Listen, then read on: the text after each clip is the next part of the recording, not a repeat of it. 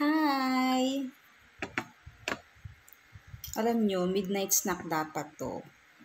Pero dahil may natira na naman kaming mga tofu, tsaka chop suey, tapos konting pork sisig, pork giniling sisig.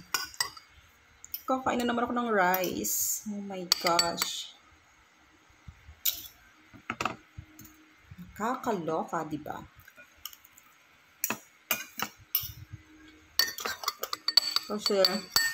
Kasi bukas, nagluluto na ako ng panibago. So, kailangan maubos ko na to. Uy, alam niyo ba, tuwan-tuwa yung heart ko ngayon. Kasi kanina galing pag-uwi ni husband, dumaan siya sa Carrefour.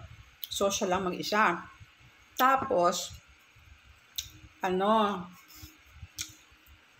kasi pag kumakain kami ng meal, every meal, yung iniinom namin is soft drinks.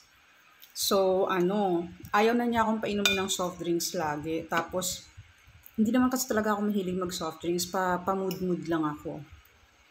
Tapos, syempre siguro ayaw naman niyang, kumakain siya ng soft drinks. Ay, umiinom siya ng soft drinks. Tapos ako water lang.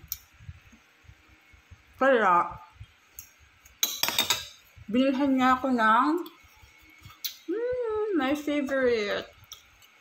One of my favorite drinks aside from buko juice. Soya milk. Natuwa ako kasi naalala niya na favorite ko to. Alam niyo ba dati, nung nag-boyfriend-girlfriend pa lang kami. Kasi, same kaming night shift. Tapos nung lumipat na siya ng company bali hindi na kami sa isang company. So, same kaming night shift pa din. Tapos, most of the time, ako, Saturday, Sunday, wala akong pasok. Tapos, after ng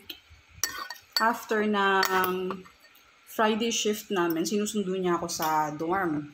Tapos, nagbe-breakfast muna kami bago kami dumiretso sa rented accommodation. Tapos, kumakain muna kami ng breakfast. Tapos, yung in-order ko lagi na drinks is soya. Tapos, siya is tea. Tapos, natutuwa ako kasi naalala niya. Kilig much.